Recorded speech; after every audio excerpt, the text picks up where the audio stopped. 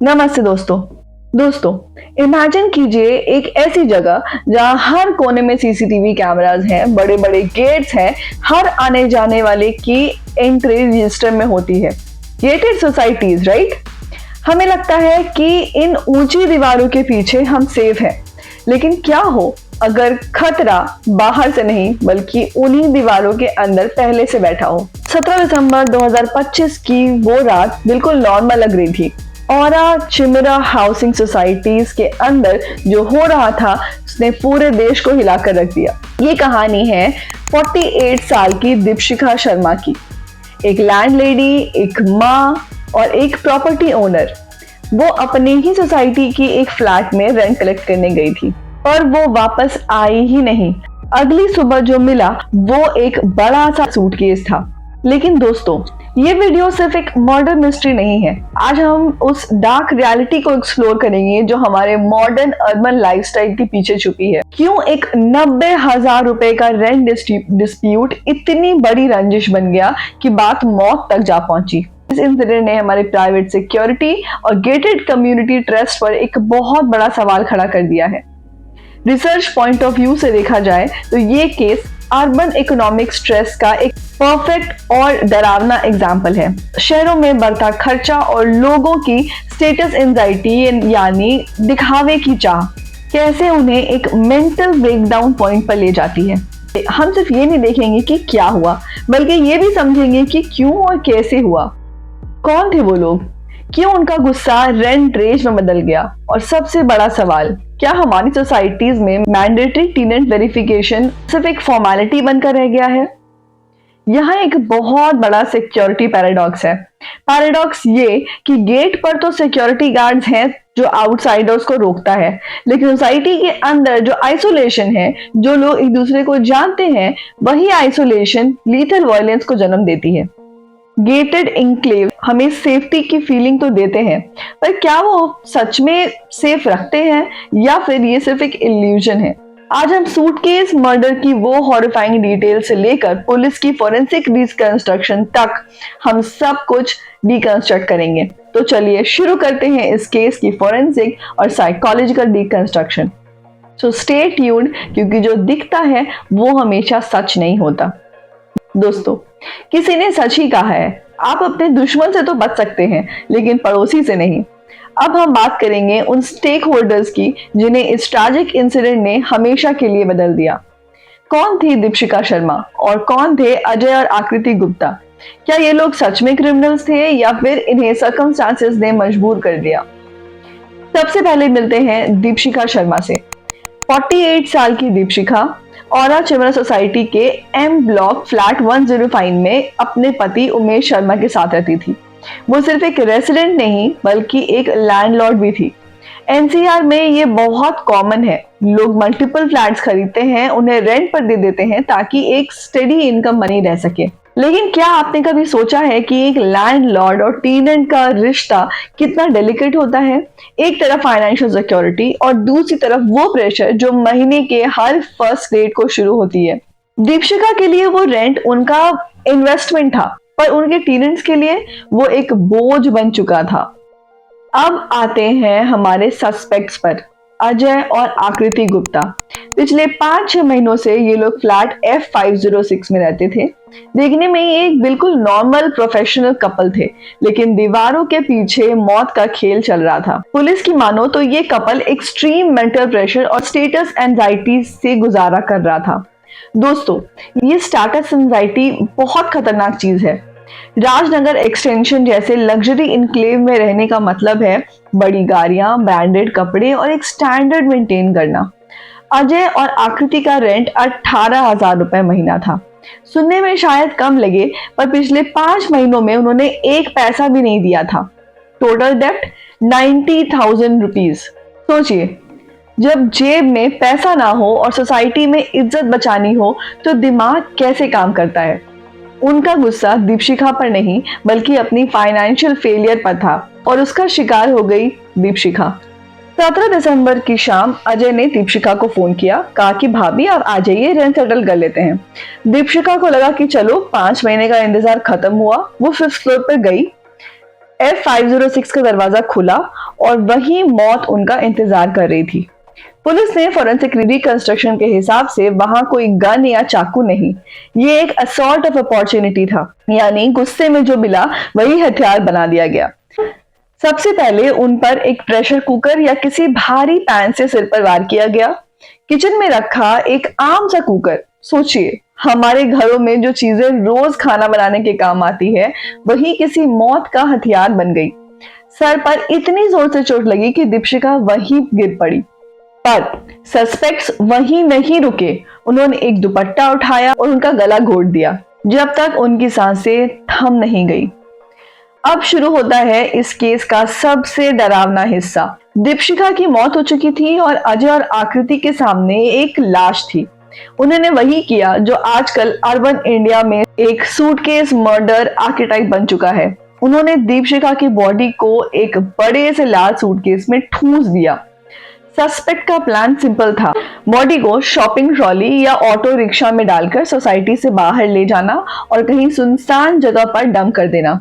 उन्हें लगा कि इतनी बड़ी सोसाइटी में लगेज ले जाते हुए कौन ही टोकेगा। कब की बात है, कब आए थे ये आपके फ्लैट में? आज शाम को। और मारा कैसे आपने? ये हमने गला चुन्नी मैं एक्सेप्ट कर रहा हूँ कि मैंने किया, इसकी गलती नहीं है, मैंने किया। साथ थी, हम साथ थे, कोई आप अपने पे मत लो, हमने साथ थे, साथ किया है। बस ये है कि मैं अभी ये नहीं चाहता कि कोई इस पे हाथ उठाए, मेरे हाथ उठाए, मैं पुलिस में उन्होंने मेरे को बहुत ज्यादा टॉर्चर किया सर। यार हाथ सब काट दिए। इस फ्लैट में रहती हैं, इस फ्लैट की ओनर की लेडी, उसको मार दिया इन्होंने, बैग में पैक कर। एनॉर्मिटी का फायदा उठाना चाहते थे वो, लेकिन दोस्तों यहाँ उनसे दो बड़ी गलतियां हुई। पहली, वो सीसीटीवी कैमरा जो गेट पर तो है पर एलिवेटर के पास भी है, और दूसरी एक ऐसी इनफॉर्मल सिक्योरिटी जिसे वो भूल गए थे, वो थी मिनी, दीपशिखा की डोमेस्टिक हेल्प यानी काम वाली बाई। दोस्तों हम लोग अक्सर गेट की गार्ड्स पर भरोसा करते हैं, पर असली विजिलेंस मिनी जैसे लोगों से आती है। मिनी ने देखा कि दीपशिखा फ्लैट के अंदर गई पर बाहर नहीं आई। उसका इंट्यूशन, उसकी चौकस नजर ने वो पकड़ लिया जो सीसीटीवी कैमरा भी समझ नहीं पाया। मिनी ने जब अजय से पूछा तो अजय ने बड़ी कैजुअलिटी झूठ बोला, भाभी तो 90,000 लेकर कब की निकल गई। पर मिनी को फर्श पर खून के बूंद दिख गए। शॉकिंग है ना, एक 5-6 घंटे के अंदर पूरा केस खुल गया। अगर मिनी ना होती तो शायद वो लाश सूटकेस में अगले दिन नाले या सुनसान सड़क पर मिलती। तो इतना मैं सब जगह पूछ ली, फिर गई उनका घर पे, फ्लैट पे। और जाकर फिर वहाँ पे मैं देख रही हूँ तो मैं अंदर नहीं गई, मैं बाहर खड़ी हुई। शक तो मुझे जब भी हो गया था, तो एक जा रहा और एक आ रहा, तो नहीं अभी भी। अच्छा। उसकी बीवी अंदर थी, अंदर गई और अंदर जाने के बाद फिर कहने लगी, मैंने कहा कि सर जी से बात करवाओ। दरवाज़ा खुलवाई दोबारा, सर जी से बात करवाओ क्योंकि मेरे पास फ़ोन नहीं है। तो कहने लगे ठीक है। फिर सर जी के पास फ़ोन करवाया, फ़ोन करवा कर उन्हीं का फ़ोन से फ़ोन करवा कर उसके बाद मैंने कहा कि चलो मेरे साथ टूडो आने। सर जी ने बोला कि जाकर बाहर तक देख कर आ जा, क्या पता बाहर गए। फिर मैंने कहा कि चलो मेरे साथ। तो फिर उस लेडी को मैं बाहर गई, वहाँ यहाँ गई, फिर दोबारा वहाँ से दोबारा यहाँ आई हूँ। फिर वो लेडीज अटैची में लेके मैडम को बाहर खड़ी थी। अच्छा। लिफ्ट से नीचे उस आदमी को लेकर पहले गई थी तन्नू दीदी से पूछने, ऊपर तन्नू दीदी है। उसी आदमी को लेकर ऊपर पहुंची, ऊपर तन्नू दीदी से पूछ के फिर नीचे आई। नीचे आकर फिर देखे घर पे, यहाँ तो घर पे नहीं आए। फिर उस आदमी को लेकर जैसे मैं उनका वहीं पर ही जा रही थी फ्लैट पे, तो वो अटैची लेकर नीचे उतरी थी ऑटो में जाने के लिए। ऑटो भी मंगवाया था उसने। अच्छा। हाँ, तब मैंने कहा कि कहाँ जा रही हो? कह के देखो मुझे शॉपिंग भी करना, कमला माल भी लेना है और मेरे को है ना अटैची घर भी जाना हमें। मैंने कहा कि जब तक मैम नहीं मिलेगी तब तक जाने नहीं दूँगी। मैं कि अटैची लो और चलो।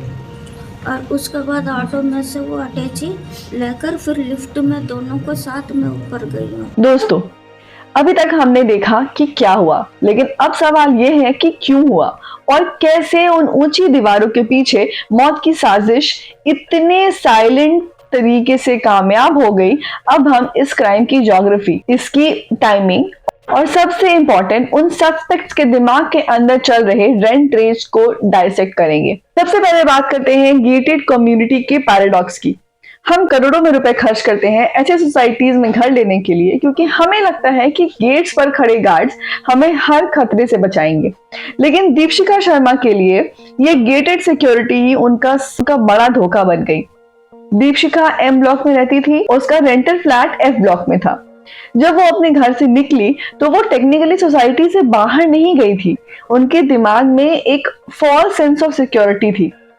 उन्हें लगा मैं तो अपने ही लोगों के बीच हूँ, अपनी ही सोसाइटी के अंदर हूँ। इस भरोसे ने उन्हें उस मौत के जाल तक पहुंचा दिया। गार्ड ने आउटसाइडर्स को तो रोका, पर उनका क्या जो पहले से ही ऑथराइज्ड एंट्री लेकर अंदर बैठे थे। अब बात करते हैं फ्लैट F06 की आर्किटेक्चर पर। हाई राइज बिल्डिंग की डेंसिटी एक अजीब चीज है। आपके ऊपर, नीचे, लेफ्ट और राइट हर जगह पड़ोसी है, पर कोई किसी को नहीं जानता। फ्लैट F06 की ऊंची मंजिलें और थिक वॉल्स ने सस्पेक्ट्स को वो ऑडिटरी प्राइवेसी दी जहां उन्हें दीपशिखा पर हमला किया और किसी को भी चीख तक सुनाई नहीं दी, और वही आर्किटेक्चर उनके लिए मौत का फंदा बन गई। इन मॉडर्न ब्लॉक्स में एंट्री और एग्जिट पॉइंट्स लिमिटेड होते हैं। सस्पेक्ट ने लाश को सूटकेस में पैक कर लिया, पर उन्हें पता चला कि उसे सीसीटीवी कैमरास की नजर से बचाकर बाहर नहीं ले आ सकते। यही है मॉडर्न हाई राइज क्रिमिनोलॉजी।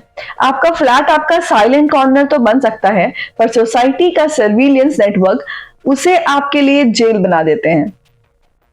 अब चलिए इस केस की टाइमलाइन को मिनट बाय मिनट देखते हैं। इस इन्वेस्टिगेशन का सबसे बड़ा हीरो है द कंप्रेस्ड टाइमलाइन। शाम 17 दिसंबर को दीपशिखा रेंट लेने एफ ब्लॉक जाती है। रात 9 से 9:30 बजे तक इन 90 मिनट्स में मौत का खेल खेला गया। गला घोटा गया, बॉडी को उस सूटकेस में ठूंस दिया गया।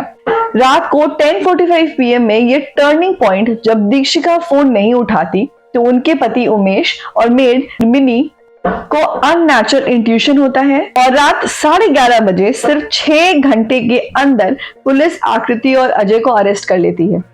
दोस्तों सोचिए, अगर ये डिस्कवरी 2-4 घंटे लेट होती तो सस्पेक्ट्स बॉडी को डंप कर चुकी होते। ये केस महीनों तक चलता। सीसीटीवी ने उनका झूठ पकड़ लिया। अजय ने कहा भाभी तो आई ही नहीं, पर कैमरे में साफ दिख रहा था भाभी तो घर से बाहर गई ही नहीं। लेकिन असली सवाल अब आता है, आखिर क्यों 90,000 रुपए? क्या एक जिंदगी की कीमत सिर्फ इतनी ही है, या हमें समझा होगा एक साइकोलॉजिकल फिनोमिना जिसे रिसर्च में रेंट रेज कहा गया है। एनसीआर की रियल स्टेट मार्केट को देखिए। इंद्रपुरम और राजनगर एक्सटेंशन में पिछले 5 सालों में प्रॉपर्टी प्राइसेस 73% तक बढ़े हैं।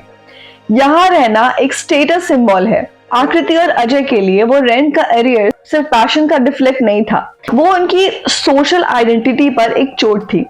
जब आप एक लग्जरी सोसाइटी में रहते हैं और 5 महीने से रेंट ना दे पाए तो वो स्टेटस एंजाइटी आपको दिमागी तौर पर तोड़ देता है। उन्हें लग रहा था कि दीपशिखा उन्हें फेड लाइफ का आईना दिखा रही है। पुलिस कन्फेशन में उन्होंने कहा कि वो मेंटल प्रेशर में थे। और दोस्तों हथियार को देखिए, प्रेशर कुकर, ये हमारी मिडिल क्लास डोमेस्टिसिटी का सबसे बड़ा सिंबल है। उस कुकर का यूज करके हमला करना उनके अंदर के गुस्से को दिखाना है जो उनकी फेलिंग डोमेस्टिक लाइफ की वजह से अंदर ही अंदर पक रहा था। उन्होंने दीपशिखा को नहीं मारा, उन्होंने उस डिमांड को खत्म करने की कोशिश की जो उन्हें रोज नीचा दिखा रही थी। उन्हें लगा जब रेंट लेने वाला ही नहीं रहेगा तो डेब्ट खत्म हो जाएगा। ये कितनी अजीब बात है ना कि शहर की चकाचौंध में रहने वाले लोग एलिनेटेड और डिस्कनेक्टेड हो जाते हैं कि उन्हें मौत ही एकमात्र सॉल्यूशन लगती है। और चमरा की ये केस हमें वार्निंग दे रहा है। ये बता रहा है कि हमारी एस्पिरेशनल लाइफस्टाइल इतनी फ्रेजाइल फाउंडेशन पर टिकी है। एक छोटा सा इकोनॉमिक शॉक हमें क्रिमिनल बना सकता है, लेकिन क्या इस सब के लिए सिर्फ सस्पेक्ट जिम्मेदार है?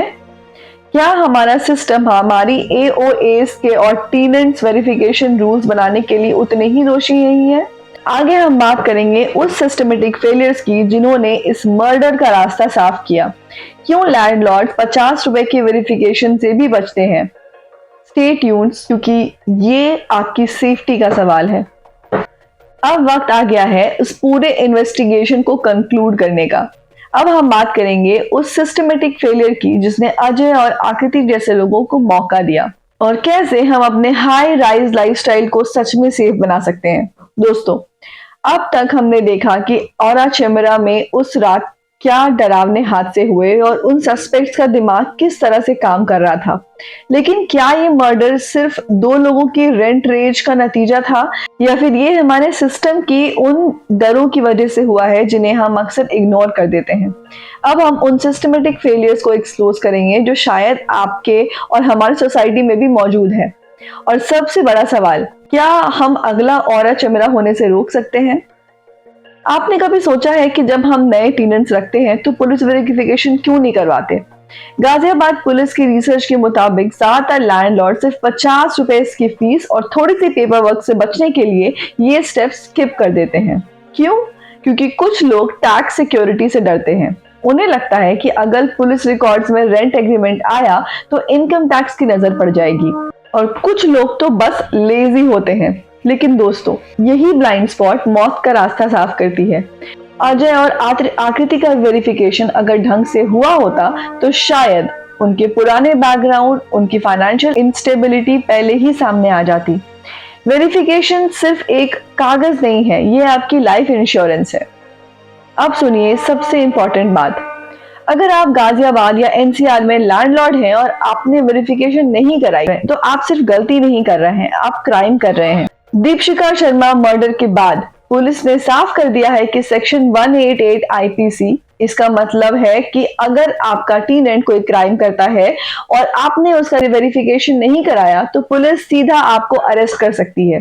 सजा 1 महीने से लेकर 6 महीने तक की जेल या फाइन या दोनों। क्या 50 रुपए और थोड़े से टैक्स बचाना 6 महीने की जेल से बड़ी है? सोचना जरूर। लेकिन दोस्तों, इस अंधेरे में एक उम्मीद की किरण भी दिखी। हम अक्सर गेट्स पर खड़े गार्ड्स को सिक्योरिटी समझते हैं, पर इस केस ने साबित कर दिया कि हमारी असली इंफॉर्मेशनल सिक्योरिटी हमारे डोमेस्टिक वर्कर्स हैं। दीपशिखा की मेड मिनी, उसने वो कर दिखाया जो हजारों सीसीटीवी कैमरास नहीं कर पाए। She was the human sensor. Gated societies में हम पड़ोसियों से बात नहीं करते, पर ये डोमेस्टिक स्टाफ पूरी सोसाइटी के नब्ज जानते हैं। पुलिस का अब मानना यह है कि वर्कर्स को सेफ्टी प्रोटोकॉल्स का हिस्सा बनना चाहिए। इन्हें इग्नोर मत कीजिए। ये आपकी आंख और कान है जब आप खुद मौजूद नहीं होते। एडमिनिस्ट्रेशन अब एक्शन मोड में है। गाजियाबाद के डिस्ट्रिक्ट मजिस्ट्रेट रविंद्र मंदार ने ये साफ ऑर्डर दिया है, उन एओज अपार्टमेंट ओनर एसोसिएशन पर एफआईआर करो जो फाइनेंशियल ट्रांसपेरेंसी नहीं रखते या वेरिफिकेशन रूल तोड़ते हैं।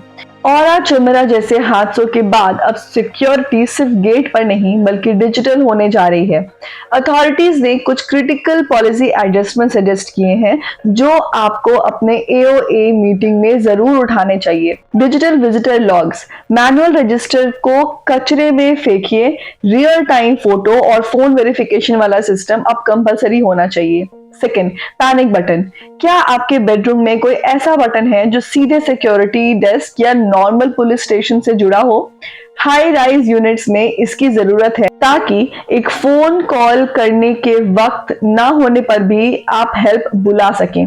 Third, meditation committee. हर सोसाइटी में एक कमेटी होनी चाहिए जो रेंट डिस्प्यूट्स को सेटल करे। क्यों? ताकि बात रेंट रेज तक ना पहुंचे। लैंडलॉर्ड्स और टेनेंट्स के बीच की रंजिश को मौत की वजह बनने से पहले ही खत्म करना होगा। आखिरी बात दोस्तों, औरा चेम्बरा का ये केस हमें एक मिरर दिखाता है। हम ऊंची बिल्डिंग्स में तो चले गए हैं, पर हमने कम्युनिटी खो दी है। हमने दीवारें उतनी ऊंची कर ली है कि पड़ोस में मौत भी हो जाती है और हमें खबर भी नहीं होती। दीपशिखा शर्मा की मौत सिर्फ एक रेंट डिस्प्यूट नहीं था, ये हमारे सोशल फैब्रिक का कोलैप्स था। सिक्योरिटी सिर्फ गार्ड्स और गेट से नहीं आती, वो आती है कम्युनिकल विजिलेंस से, एक दूसरे का ध्यान रखने से। जाने से पहले खुद से एक सवाल पूछिए, क्या आप जानते हैं कि आपके पड़ोस के फ्लैट में कौन रहते हैं? क्या वो वेरीफाइड है? अगर नहीं तो आज ही अपने AOA से बात कीजिए, क्योंकि सेफ्टी सिर्फ एक पॉलिसी नहीं, आपकी जिम्मेदारी है। तब तक के लिए सावधान रहिए, सतर्क रहिए और सुरक्षित रहिए। अगर आपको ट्रू क्राइम डॉक्यूमेंट्री सुनना पसंद है तो प्लीज मेरे चैनल को सब्सक्राइब कीजिए, और अगर आपको ये वीडियो पसंद आई तो इसे लाइक और शेयर जरूर कीजिएगा। आपको किसी भी केस पे फुल डिटेल रिसर्च वीडियो चाहिए तो कमेंट जरूर कीजिएगा। तब तक के लिए जय हिंद।